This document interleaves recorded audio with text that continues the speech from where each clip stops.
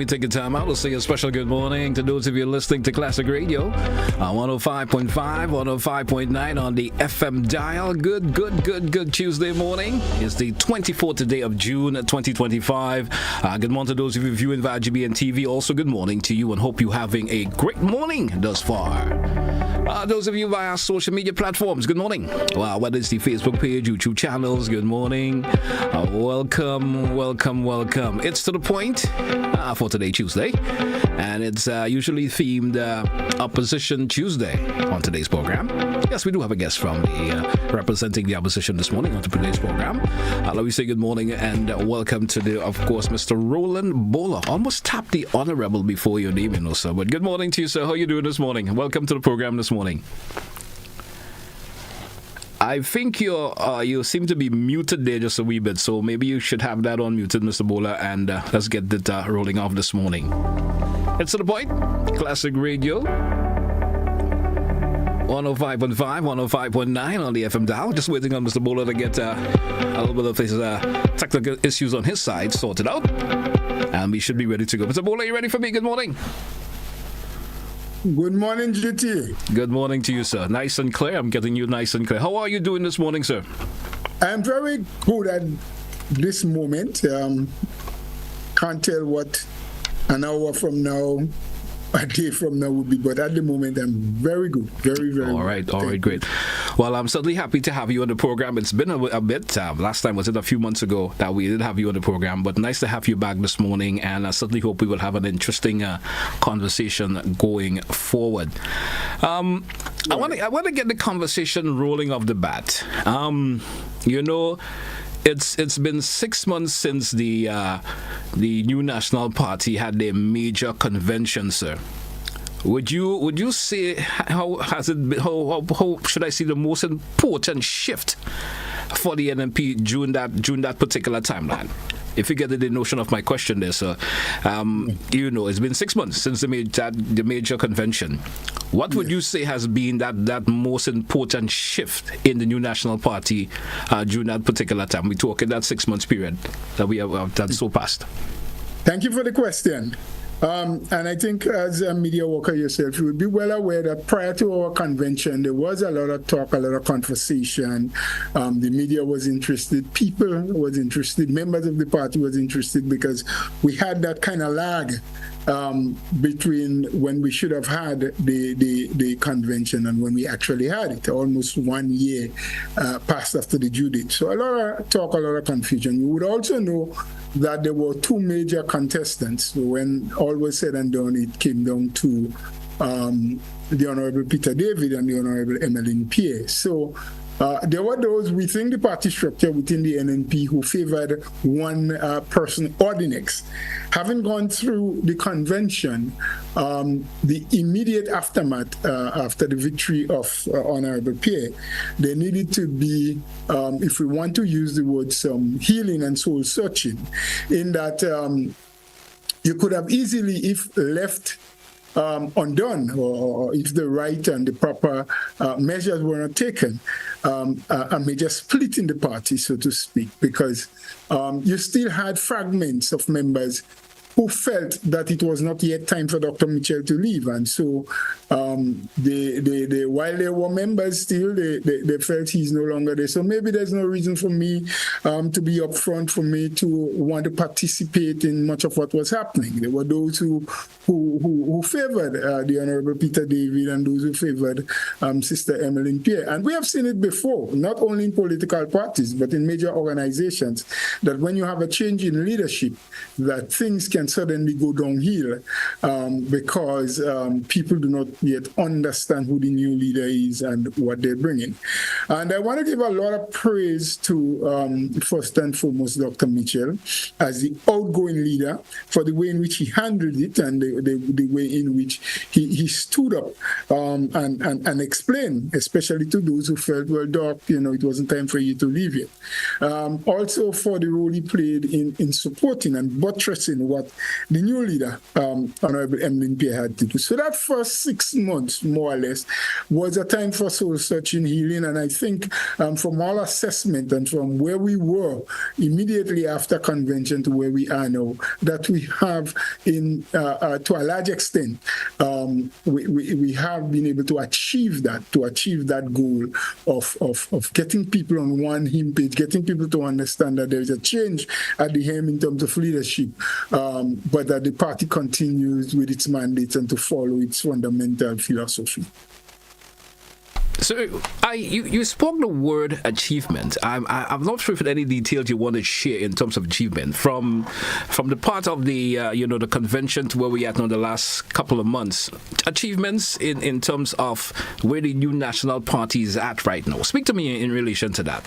Okay, so maybe you missed that part where I said what you had and what was very feasible and before our eye, or possible before our eye, is that if we did not get to work on trying to heal how people felt, because you had people who were feeling differently. Yes, Honorable Emlyn Pierre emerged as the winner and the leader from the convention, but we have to take note that there were people who also was vying. There were delegates who wanted to see the Honorable Peter David emerge as well. Granted that he did not participate, so he did not create a contest. Yes, he didn't cause a contest to happen. But you had to make time to reassure these people that you're still part of the institution, you're still part of the grouping, that despite you had a desire for a new person or a different person in leadership, we are not going to ostracize you for that.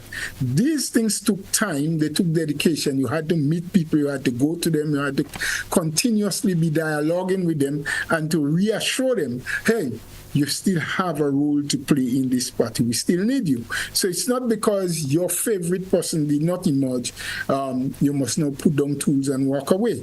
And I'm saying to a large extent, I think we have achieved that. Many of the people remain, many of them are actively involved. Some of them are even members of the National Executive. At the same time, too, you had a cross-section of people who felt that it was not yet time for Dr. Mitchell to leave. And so they would hinge on to him and they would want to create sometimes little confrontation, the way in which they speak, what they say, the things, and you have to manage all these things. And I did say that we have to give a lot of praise and thanks to Dr. Mitchell himself as the outgoing political leader for the role he played in helping to smooth the path.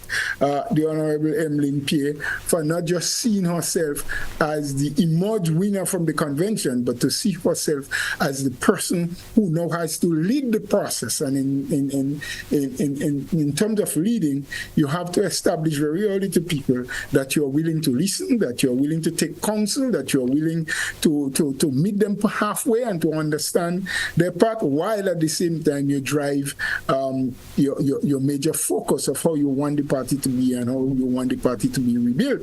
So it was not brick and mortar sort of achievements. It was not how much money we collected or made during that time, but it was how in the last 6 months we were able to keep the party alive and steer the party on. So now we can take on some more fundamental roles that we have to play. All right. Tell me, sir, what would you say the leadership of the Honorable Emlyn Pierre has brought to the table? What has the leadership brought to the table? Amazingly, to those who are within the structure and who have had the opportunity to interact on a more regular basis with the Honorable Pierre, would really understand that this lady maybe was not a born leader, but someone who has learned over the last 20 years. She has been involved and has been in and around the politics. She has, in her own way, use the fundamentals of the party, the basic principles and tenets of the party, of wanting to make Grenada a place for all, whether you are NNP supporter or not, but a place where every Grenadian can thrive and can achieve most of what they set out to achieve. She has been able to take those fundamental principles and values and vision and add her own beat to it and to be able to go out there through the length and breadth of Grenada at the village level and explain to people, to give our followers and our members of the party a much better understanding of what the party stood for. I think today, 6 months after, we are in a better place. The members of the party are much more grounded. They have a better knowledge and can evaluate events much better based on the principles and values and visions of the party. Because she explained that in the very early weeks and months of her leadership, going into the constituencies, going into the villages and meeting the people where they are and explaining the 5 principles that we stood by and the vision that she has that coincides with those principles and how together they would work, in that she's not changing the core values of the party, but she has some new methodology as to how we can achieve it. And I think that went well, that was sold well.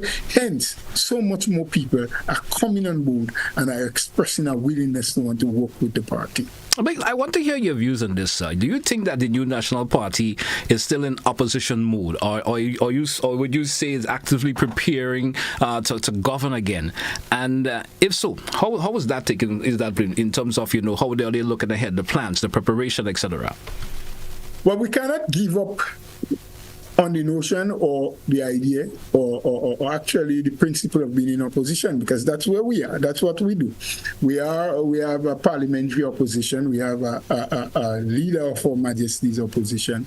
So we can't dash that away. But simultaneously, we are working on how do we prepare for government. We are preparing ourselves, our caretakers, and so encourage, giving details, and they are out in the field, they are meeting people, they are expressing empathy and so for those who complain where they are, and at the same time, whatever welfare work we can do in terms of helping provide for people where we can and how we can, we do it. So you ask whether we are preparing and how. Well, we have a technical team, that's how we refer to it, plus several other small groupings that we have that is working on different aspects. But the technical team in particular, they continue to meet regularly to look at issues that people bring forward to us, issues that we see, issues that we hear about, matters that are raised in the media about what the Grenadian public is dissatisfied about with the present administration. And while in every case, we have not yet formalized a solution or a path way forward as to how we would deal should we get into government after any election next election is being held. We continue to eat away and work on it day by day, and there are a lot of suggestions that are being examined, and some thoughts are being combined, and so we believe that sooner than later we will have a comprehensive list of ideas and things that we want to do. Yes, there are some already in place, but we have to remember that politics is very dynamic.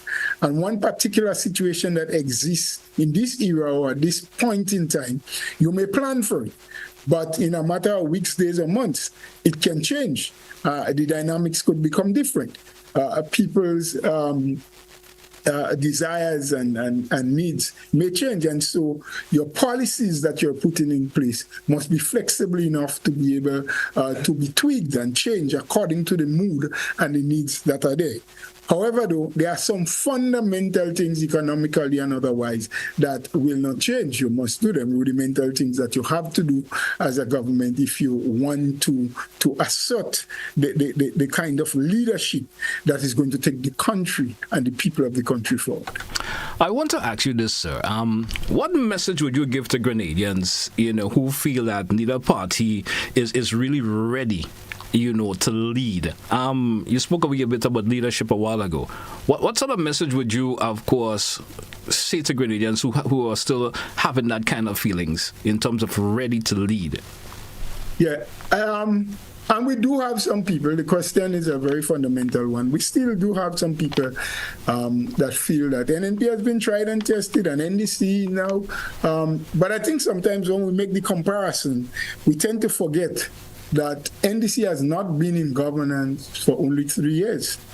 There were 2 separate occasions before now that the NDC as a party had been in governance. You had 1995 with Mr. Nicholas Brafitt as leader and prime minister. Then you had 2008 to 2013 with the Honorable Tillman Thomas as prime minister, and then you have this present segment.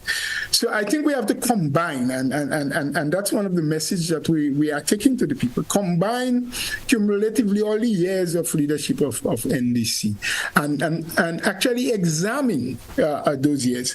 And let us see, when you compare, as some people say, well, NNP has been there for 20-odd years, they are just there for 3 years. That's absolutely false. Yes, NNP for a longer period in governance than the NDC, and sometimes for longer stints than the NDC. It is no fault of the NNP that NDC in most occasions had just made one term and the people was dissatisfied with them.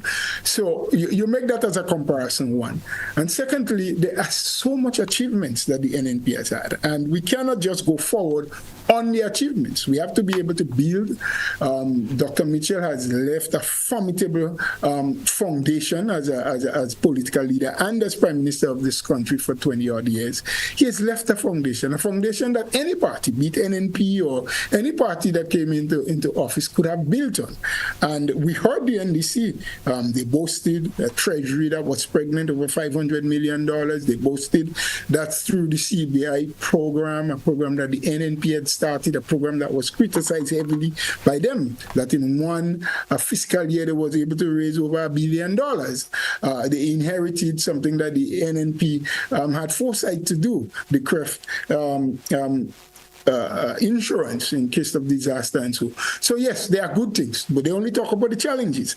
Now, we believe as a people and as a party, if we highlight, because there are a lot of people in Grenada and sometimes in the diaspora too, that seem to forget or probably have never had any knowledge of the past of what was done by NDC, what was done by NNP.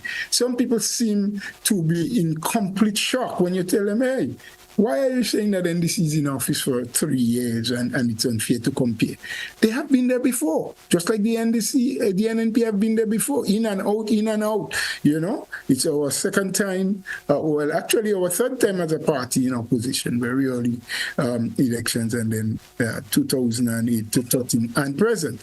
So we have to do the comparison, we have to show the people, but we have to have the plan on moving forward and explain and express to people how we intend in the next round to lift the bar and to move, yes, solid foundation, but how do we start going up with the structure? What are the things we will do? How they themselves have to become involved and become a part of that drive to make Grenada a better place and to make Grenada a place for all. They have to be part of it too. And we may be able to convince some of them with the issues. I can't give you all of them now, but that was just an introduction to some of the things that we'll be doing. You spoke about, it's not the first time the NDC being in of course, taking up the role of governance in Grenada. You spoke of 2 previous times and this time around also. But folks will make the argument, well, this is a new and different NDC, if you want to put it in that, say it in that particular way. Do you go by those views, sir? Well, yes, of course, I wouldn't say new and different. It's the party. They operate pretty much on the same principles. You have had change of leadership, as opposed to the NNP, which had, a very long run of the same person at the helm, unchallenged until now. But like the NDC, the NNP has been in governance for phases. They have been out. Every time the NDC is in, is because the NNP is out. So the NNP did not have a run of 22 or whatever amount of years they're saying, just consistently. There have been breaks, 2-3 breaks within those years. And I'm saying within the almost 13 years that the NDC has been there, yes, there have been breaks as well. And there have been changes, just like there were changes in the NNP.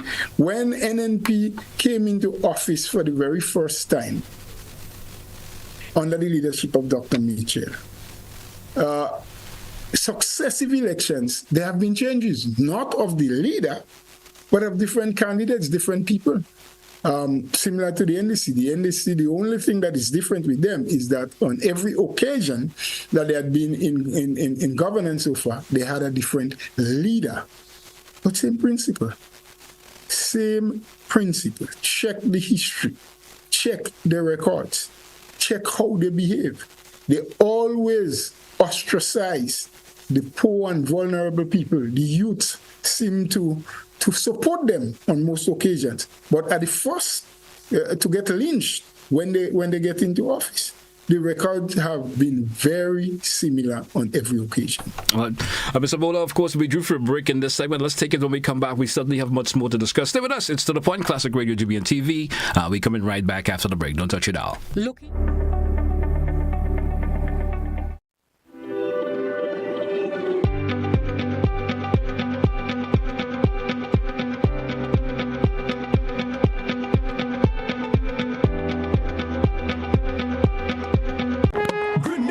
To get charged up for the Fuller Energy Home Series as West Indies takes on Australia in a fiery test match from July 3rd to 7th at the National Cricket Stadium from 10 a.m. each day. Free entry plus fun activities for children under 16 years old.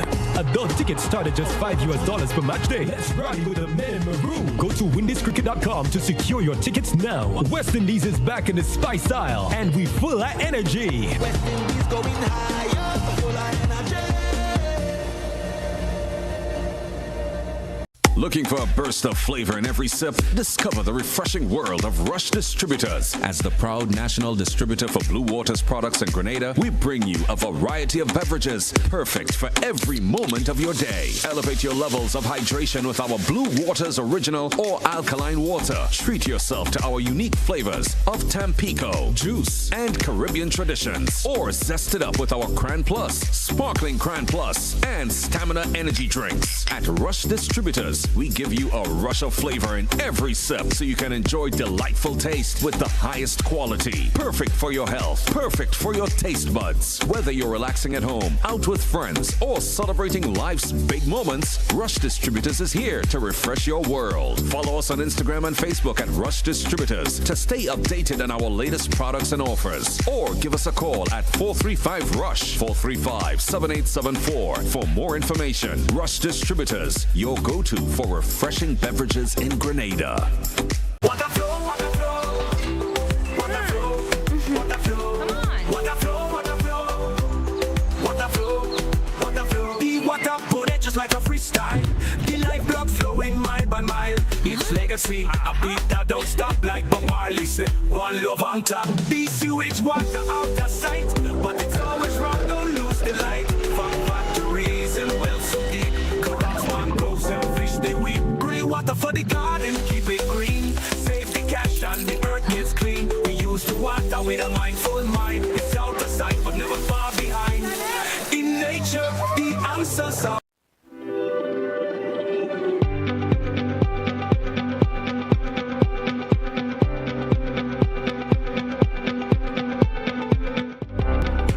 Welcome back, listeners. Welcome back, viewers. It's To The Point here on Classic Radio and GBN TV. Good morning to those of you who are listening out there in the diaspora. Good morning to you. And certainly thanks for being with us. Those of you who have been asking the questions about our Facebook page, our apology for that, but you can certainly view and listen via our YouTube channels, okay? Hey, folks, welcome back. Let me say welcome back to, of course, Mr. Roland Bhola with us this morning, representing the New National Party. That's the opposition party here in Grenada. Mr. Bhola, welcome back once again, sir. Thank you again. I want to switch our conversation just a wee bit. The ruling administration, you know, the NDC, 3 years in power. I want to get into a bit of a performance review with you in this segment, sir, and get your perspective on of course, they've been in power for the last 3 years. You know, we know in 3 years, or we all know of 3 years into the NDC term, how would you rate their performance, especially in key areas like, for example, healthcare, housing, and job creation? Tell me about that, sir. How would you rate their performance thus far for the 3 years? Thank you for those questions. For the question, sorry, not question, but question. And I would start by the NDC themselves. They've just gone past 3 years. I did not hear of any major celebrations, whether they had or did not, but I did not hear about it nor saw any broadcast. Save and except I saw parts of a session, and I understood it was the party session and not necessarily the government,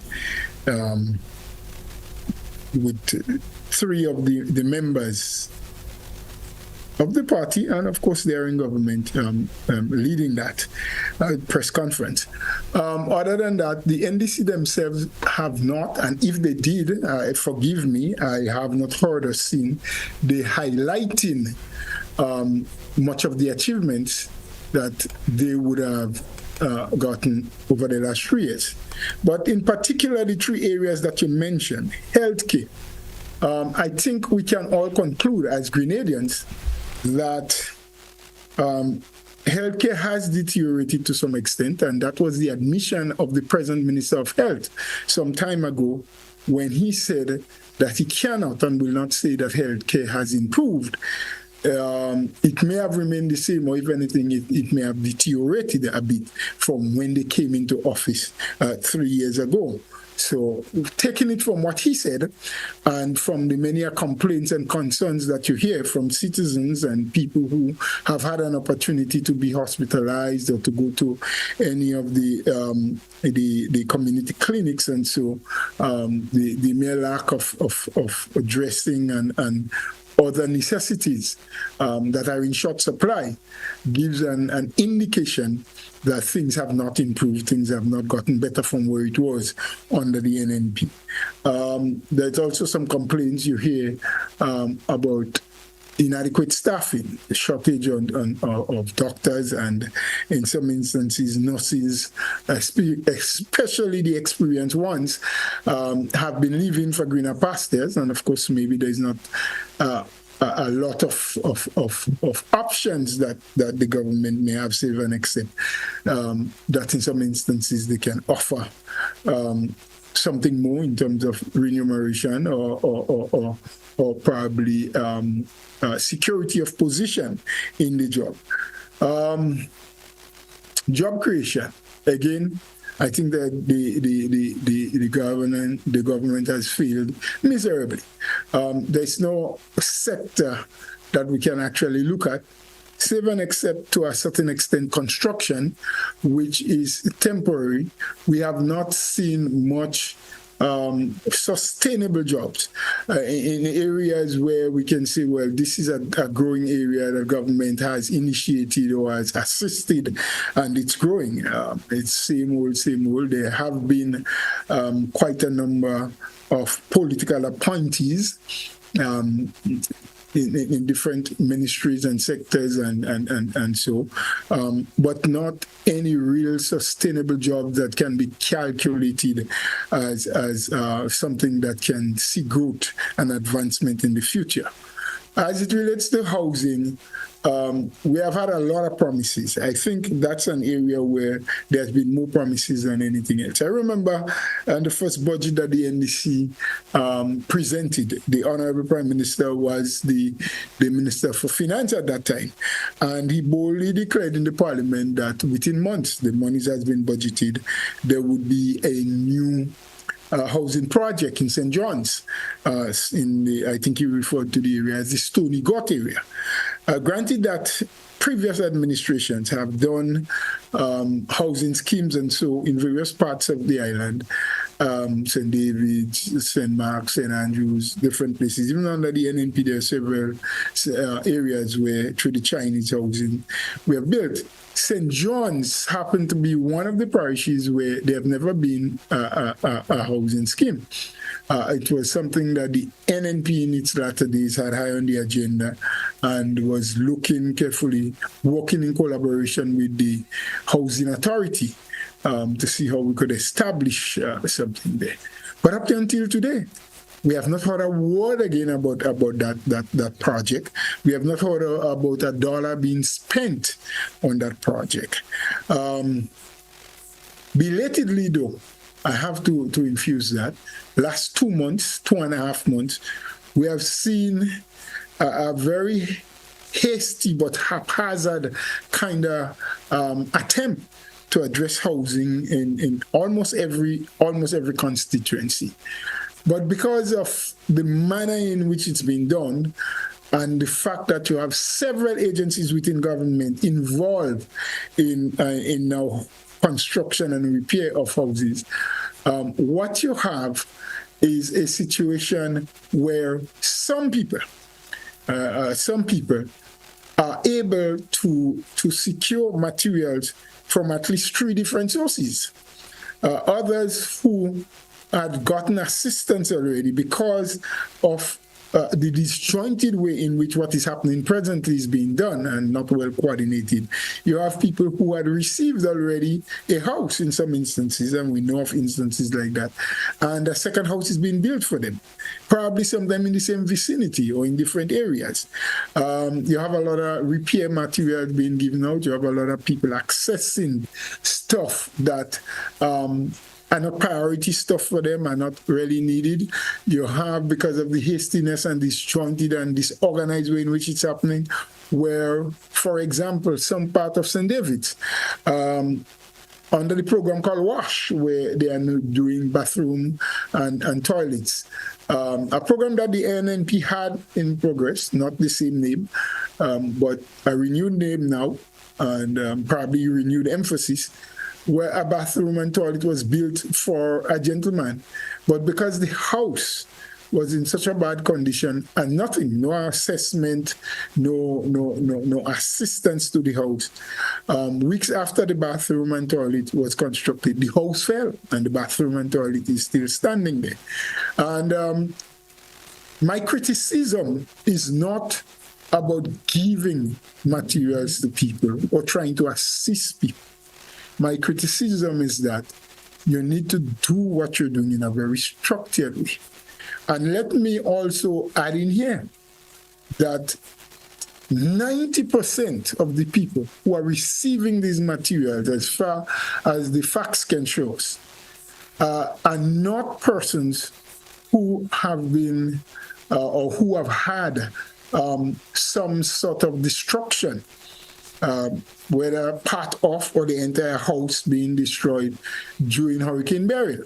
You look at Carrico, you look at Petit Martinique, you look at parts of St. Patrick's, you look at St. Mark's, even into St. John's in some instances. While materials are being distributed and houses are being built, many of these people who have had actual damage or destruction by the hurricane are still there waiting with tarpaulins, with no assistance in sight except promises. So my criticism is the way in which it's been done. Yes, people need help, people need many things. Any one government may not be able to provide everything that people was promised or people are requesting.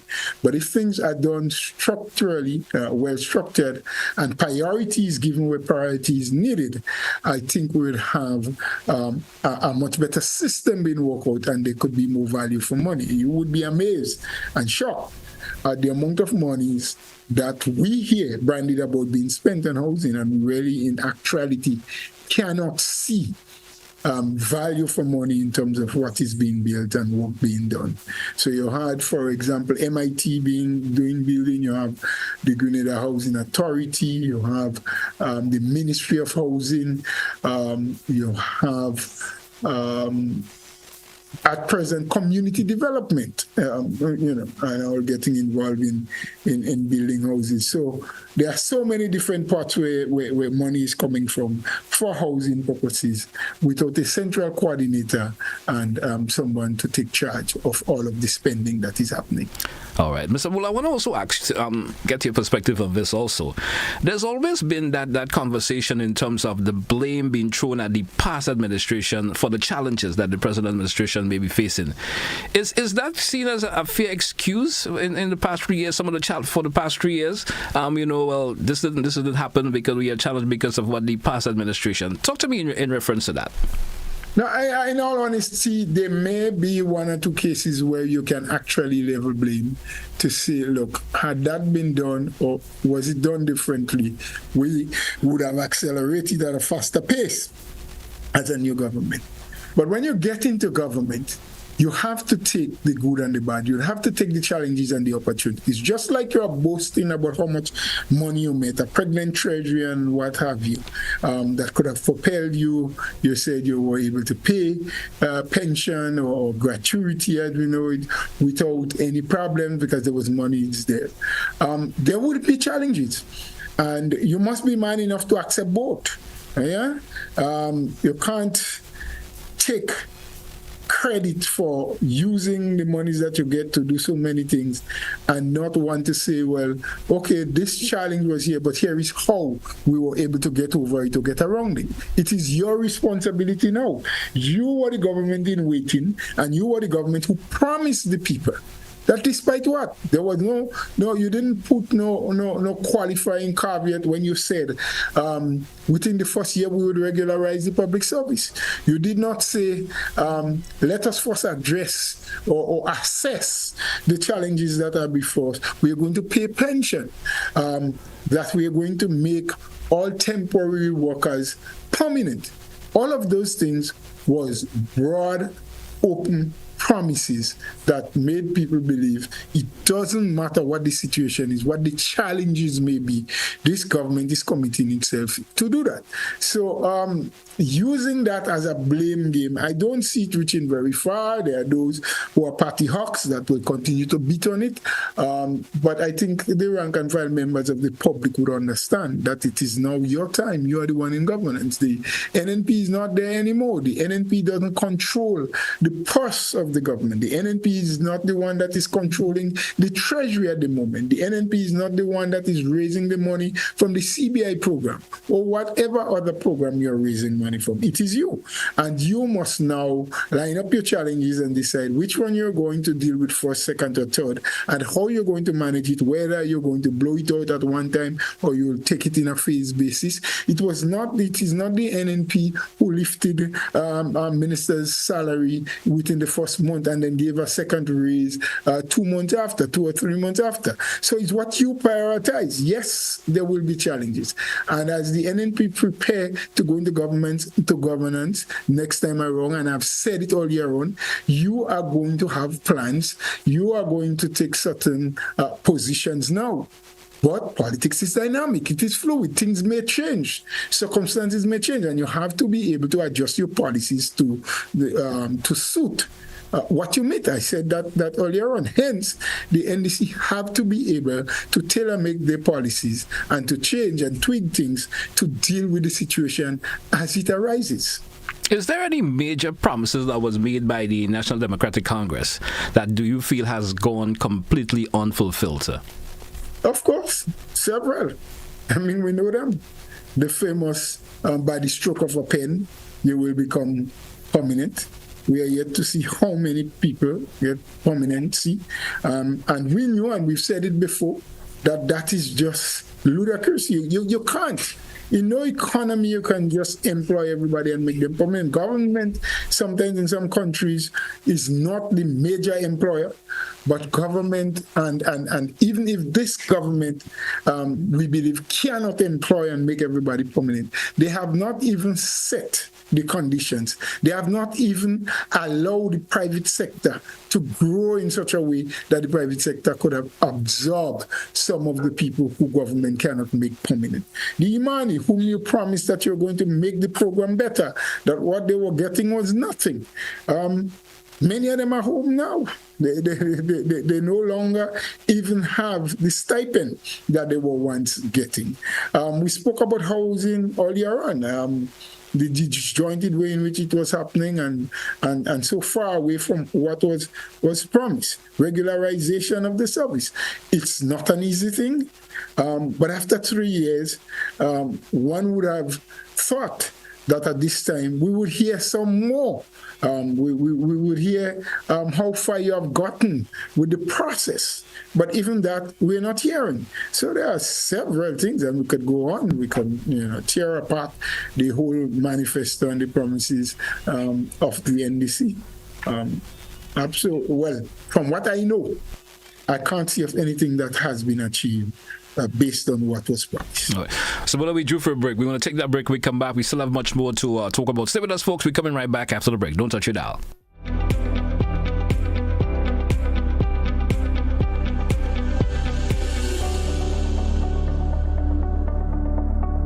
The Mount Morris Community Development Organization invites you to our West Indian breakfast on Sunday, June 29th from 6 a.m. to 11 a.m. at the Mount Morris Community Center grounds. Come enjoy local breakfast delicacies, all made by the residents of Mount Morris, which includes a vegetarian option for only $25. Also available on sale, pastries and a solid bar, fresh produce from the farmers market. The best part, there's a playground and a bouncing castle for the kids. Let's go. So bring the kids along. This breakfast is our Pan Breakfast featuring River Road Pan Wizards as we get ready for Spice Mass 2025.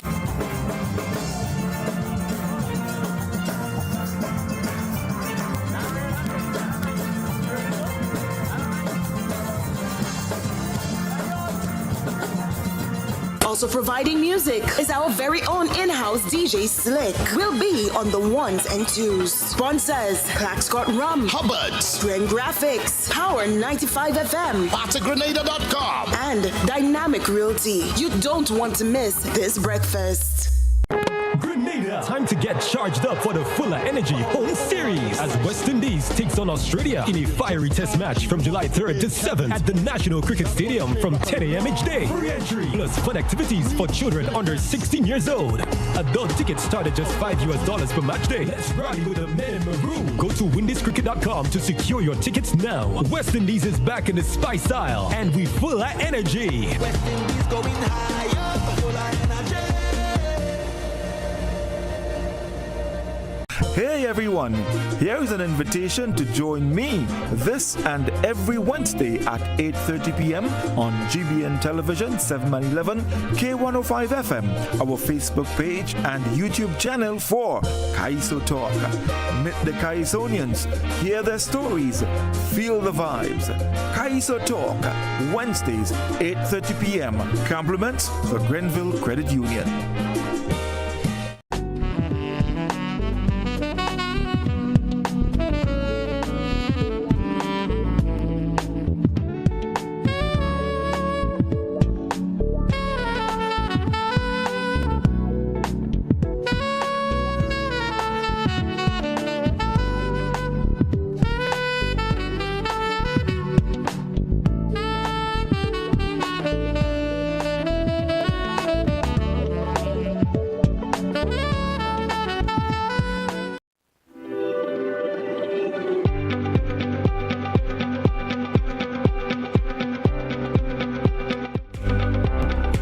Welcome back to our listeners. Welcome back to our viewers. It's To The Point, Classic Radio, GBN TV. Mr. Bhola, welcome back once again. In this segment, I want to talk to you a wee bit about, of course, should I just get directly into the question? It's been almost a year since the passing of Hurricane Beryl. Can you rate the recovery effort thus far from the information that you've been picking up in terms of the recovery effort thus far? How can you rate it, sir, from the past year? I would rate it as being poor. I mean, even while it was said it was a party's press conference the other day, I recall a question being asked, and the Honorable Andy Williams, I think, offered an answer as it relates to Carrick and Petit Martinique, that there probably were about 70 odd homes built and distributed. A combination of all of the names we're hearing, Build Back Better, Grenadian Style, Project 500, whatever it was.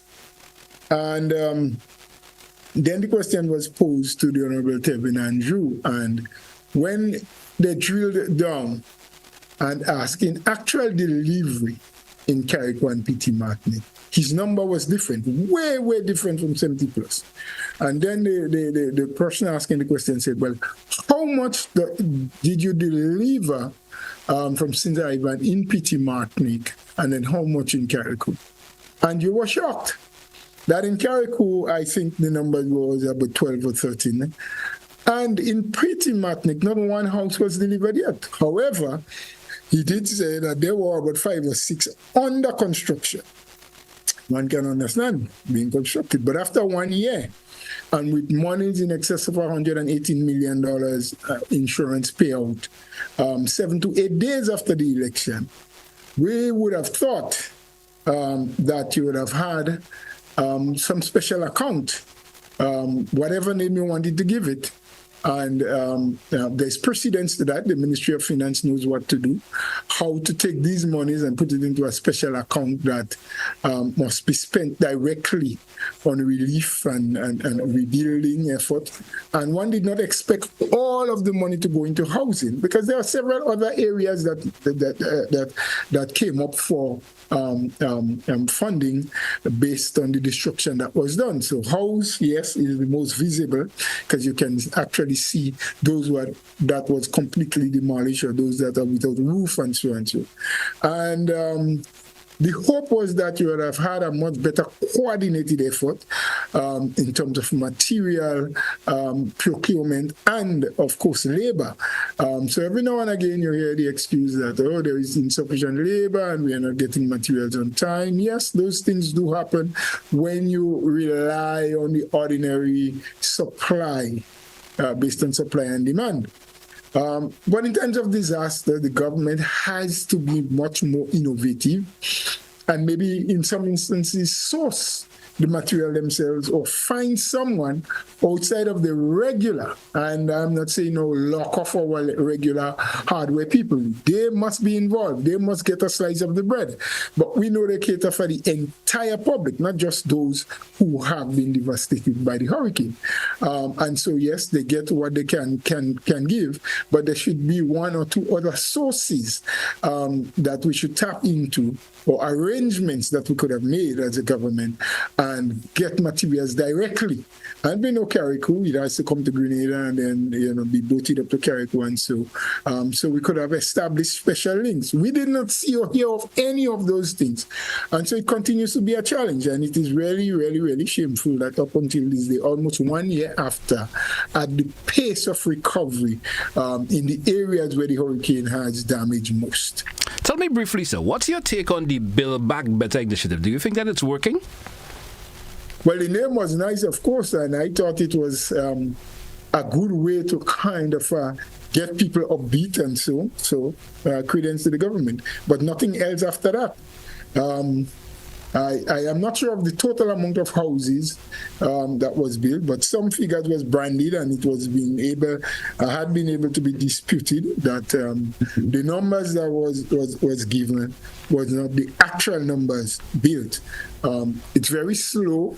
A lot of money has been spent, very expensive. My understanding in one instance is that in excess of $40 million have already been spent in this Build Back Better initiative. And if one is to give a proper account, or to assess properly and put it down on paper, it is believed that what has been produced thus far for the kind of monies that we are hearing about out there that has been spent, it's like chalk and cheese. There is no comparison. The monies, the amount being done can never at all be what it could be accounted for the money spent. So I think it's a failure, the Build Back Better at this time. I want to get to another segment of the conversation, because my phones are going, and I know there are folks who may want to ask you a question or two, but I can't let you go without getting to a conversation of this nature. There's some allegations, sir, of bribery involving a certain minister, of course, populating the headlines recently.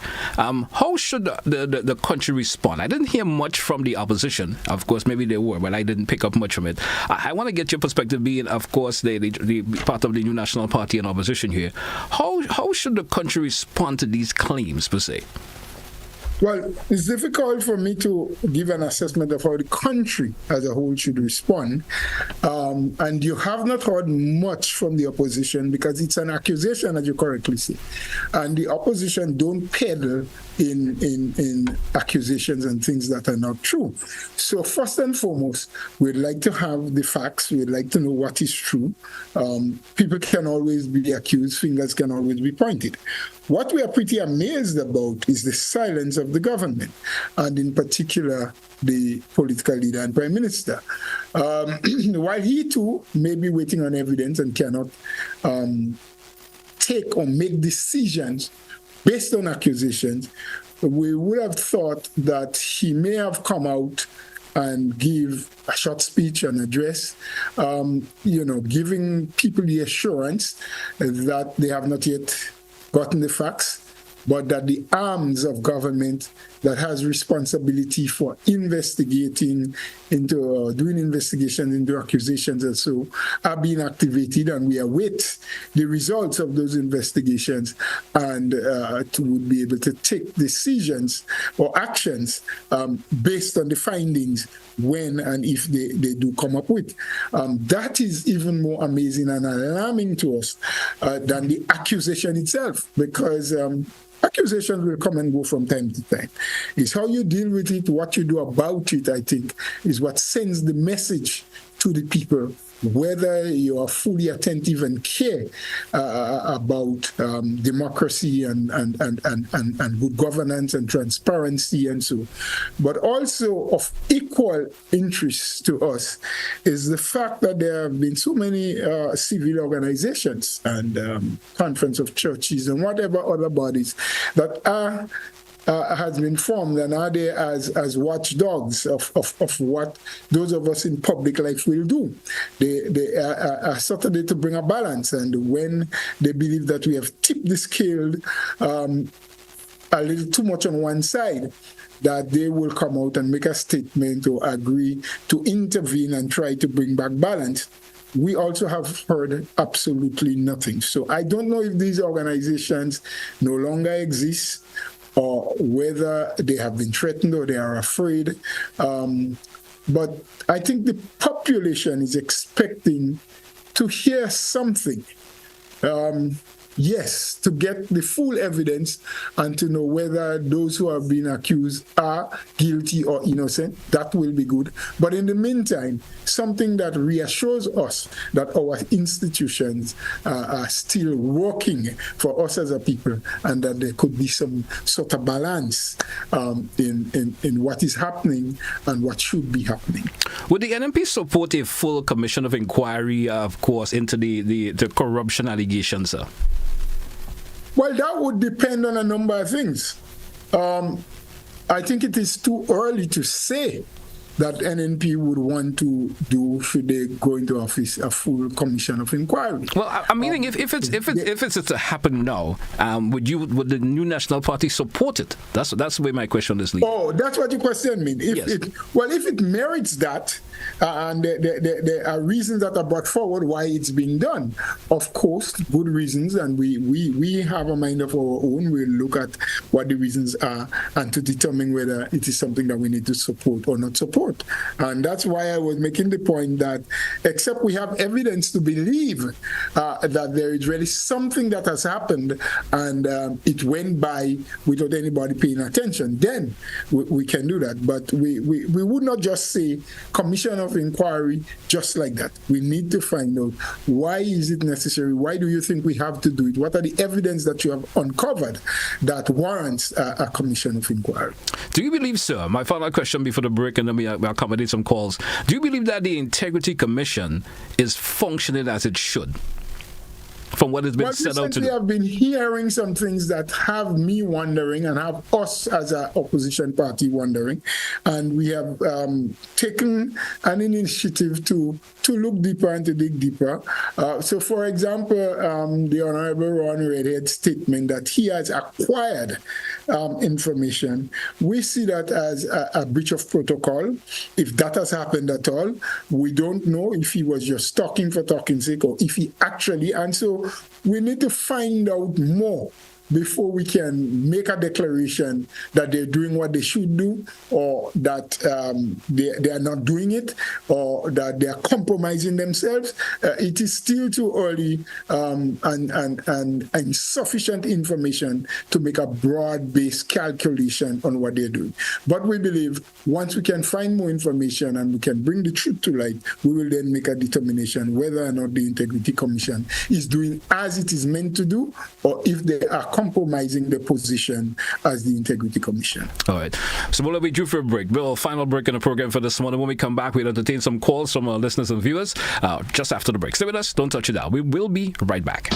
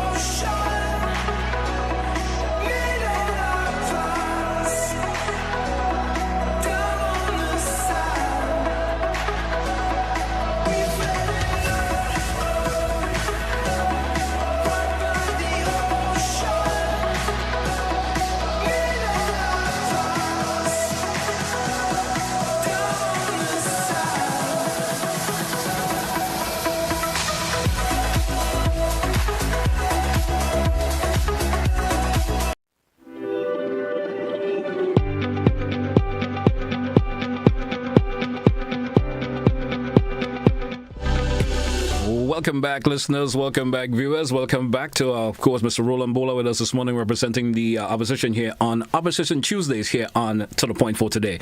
At this segment, we go over to the phone lines. So for listeners and viewers out there, if you do have a question or two, I beg of you to be brief for time purposes. 435-2041. We have both the WhatsApp and the direct line available for you this morning. Let's take our first caller. Caller, you're live. Good morning and welcome. Hello, good morning. Good morning to you, sir. Good morning, Mr. Bhola. Well, Mr. Bhola, I heard you categorically denied. GT, that one is a really bit grumpy. I'm not getting the words clear at all.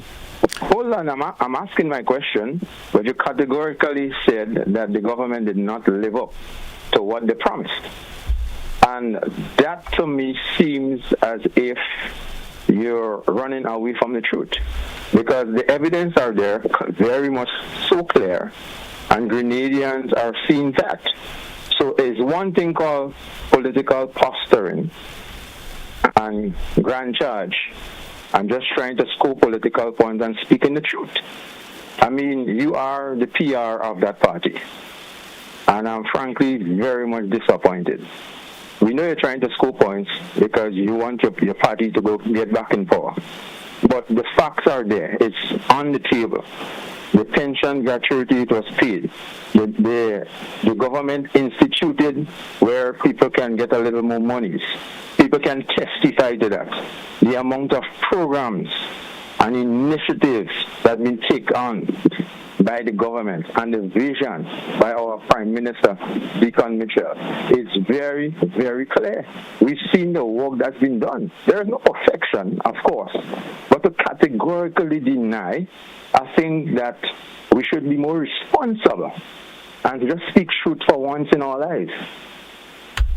All of a sudden, some folks are professional now in terms of giving advice, and they were in power for all those years, doing so much of miscalculation and mismanagement. But all of a sudden, they are professionals now. What a pity. Let's do better than that, and let's give the government some praise after 3 years for doing such a wonderful job. Thank you, caller. Thank you. Thank you so much. I'm not sure why Mr. Bhola is not hearing the call. That's something that need to be checked out, especially via the Zoom. That need to be checked out. But Mr. Bhola, I hope were you able to grasp much from the caller this morning in terms of what he was saying? Yeah, honestly, I'm sorry. I don't know if it is my system, but it was very kind of breaky, and for moments I wasn't hearing anything at all. I did glean though from what I could hear, putting my ear as close to the apparatus as possible. Something about I've said the government has not performed. I heard something about I for real or trying just to score political points, and that for the last 3 years the government has done a tremendous job, and that is in the eyes of the caller. I am sorry that I did not get the entire thing, so I can make a proper response. Let's try another caller, please. Let's try another caller. Caller, you're live. Good morning. Caller via WhatsApp. Good morning. Let's hear from you.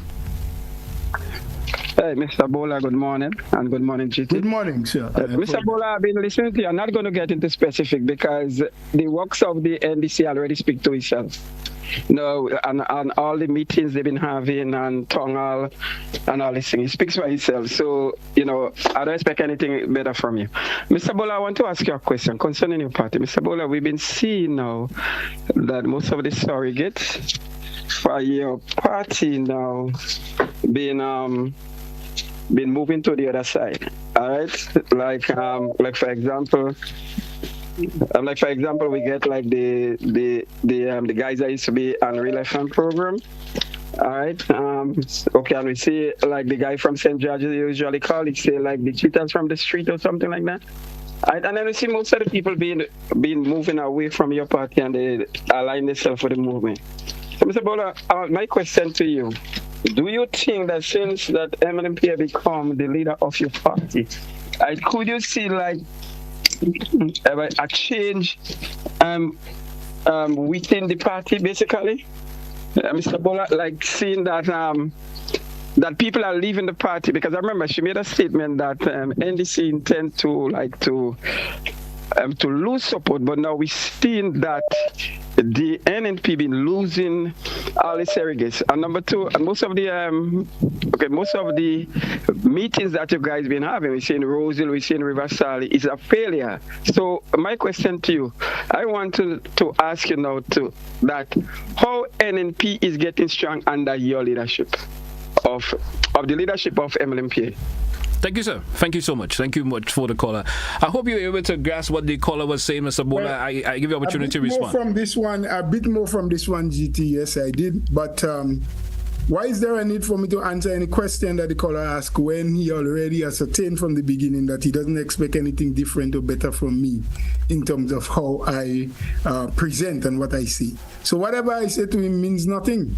That's what I conclude. So I wouldn't bother go ahead and answer anything. Okay, we do have another caller. Caller, you're live. Good morning. You're welcome. Good morning, Jay, and good morning to Mr. Bhola. Good morning, sir.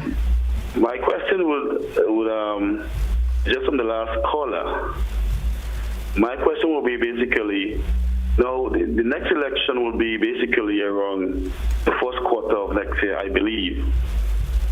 So my question to you is that, do Ms. Pierre identify a place or building or part, in which part of the country she will be renting? Because it seems that we have no problem with our Prime Minister renting for approximately how much money a month. Would Ms. Emlyn Pierre be renting? Would Ms. Emlyn Pierre becoming Prime Minister? Would she be renting a building likewise? Thank you, caller. Thank you, caller. I hope Mr. Bhola was able to hear from you in terms of response to the caller. What did he say at the end? Well, he was actually mentioning, of course, in reference to for if the so happens that the Honorable Pierre becomes Prime Minister of this country, would she be doing likewise? Would she be renting somewhere to live, as in reference to our present Prime Minister? Something along that nature in terms of his question. You were gone for a short moment there. If she becomes Prime Minister... If she becomes Prime Minister, would she be renting somewhere to live, I guess as a Prime Minister's residence of the sort? Something along that line, the question was moving. Okay. Well, what I can say to the caller, I have a yes or no answer for that. I would certainly hope that good sense would prevail and she would not be renting except in a case where immediate repairs have to be done. The present Prime Minister did say that sometime during this year, I think the second half or so, that the repairs to which he claimed must be done before the place becomes livable, would start. Now, if that happens and it is proper and it's good, I see no reason why she has to rent. Save and accept that the repairs have to be done and she may have to rent for a couple of months, then so be. But I really don't have a yes or no answer to that question. I think when the time comes, assessment will be done, the rationale will be given why she has to or do not have to rent. And I certainly hope that she will not have to rent, but utilize what is provided for her as Prime Minister. Let's entertain another caller, maybe our final caller, since there's some issues in terms of you hearing clearly, Mr. Bhola. Let's entertain this caller via WhatsApp. WhatsApp caller, good morning and welcome. Good morning, GT, and good morning, Mr. Bhola, and how are you doing today? Go right ahead, please. You hear me? Yes. We are hearing you. Go right. You hear me. That's great. Thank you very much. And first and foremost, I would have liked to see Mr. Bhola in studios with you. You know, given the fact that it's not to say that he is in another island that he has to have to fly in or so. So it would have been much more convenient and much more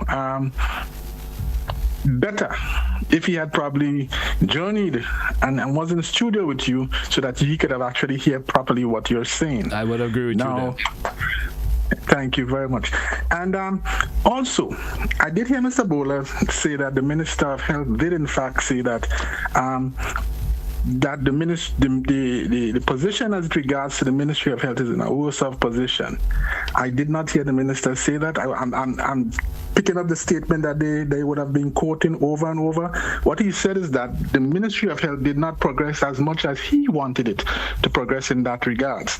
Now, also, what I did not say, just on that same Ministry of Health scenario, if I may just say that Project Polaris, which is deemed to come into effect, you know, here am I receiving calls of medical experts in the field of nephrology and other areas willing to come to Grenada because Grenada is having a teaching hospital.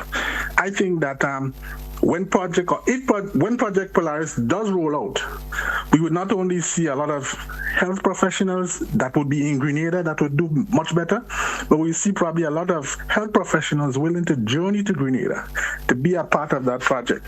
And I mean, this is persons who they're not Grenadians, but they're willing to go to Grenada just to be a part of Project Polaris and to be a part of that teaching hospital. I think that the health position is where it's at now.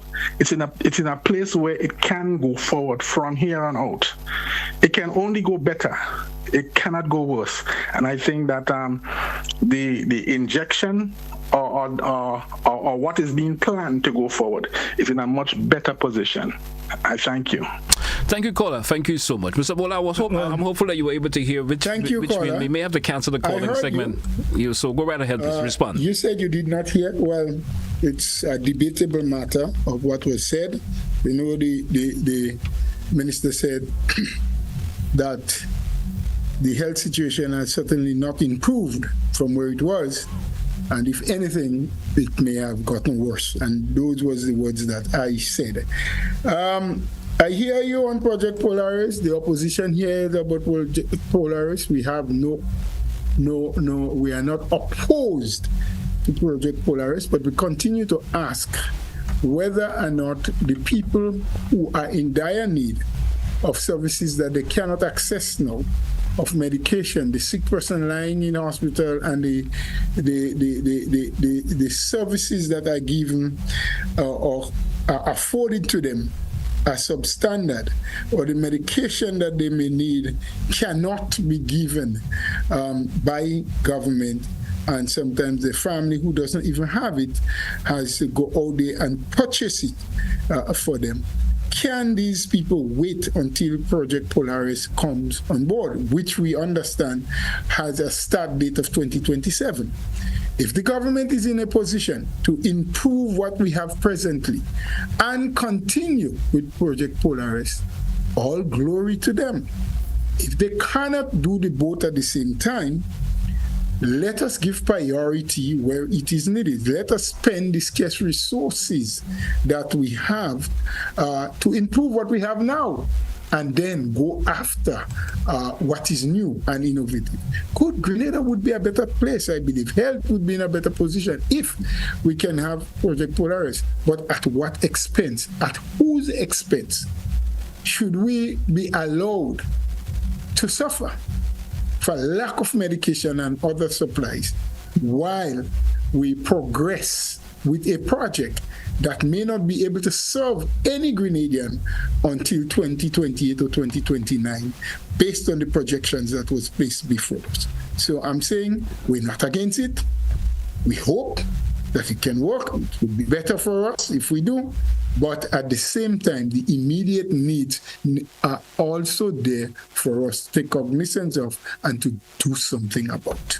That's our issue. Any final word from you, Mr. Bhola? We've been over time for this morning. Any final words in closing before we take a wrap for today? Thank you, GT. Thank the listening public. Thank those who took the time to ask the questions and to apologize. I don't know if it was my system. I can't say. But in terms of the callers, I wasn't getting a very clear thing from them. So have yourself a good day, Grenadians. Be blessed. Be positive and continue to do the best for yourself and your country. All right. Mr. Bhola, I want to thank you also for coming on today's program. Of course, until we have another opportunity once again, I want to wish you all the best and what's left for the rest of the day. And have a good day, sir. Goodbye. Thank you. Thank you. Hey, folks, that's how we're going to take a wrap for this edition of To The Point. Thank you so much for our listeners and viewers. And thanks, of course, to Mr. Bhola for being with us this morning. Hey, folks, join us again for another edition tomorrow here on Classic Radio GBN TV.